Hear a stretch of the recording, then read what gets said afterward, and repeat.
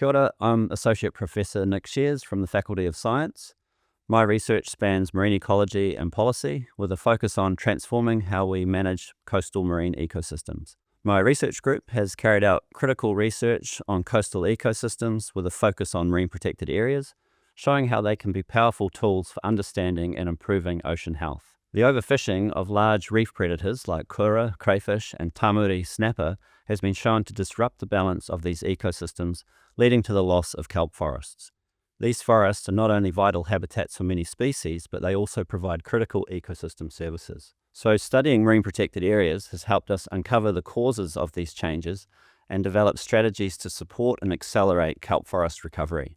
These insights have directly influenced fisheries and conservation management outcomes across Aotearoa, including new marine protected areas and informing kelp restoration initiatives. Our research has been embraced by government agencies, iwi, hapu, and local communities, which reflects the impact of robust, actionable science that is helping to protect and restore marine ecosystems. Finally, I would like to thank my research group, who nominated me for this award.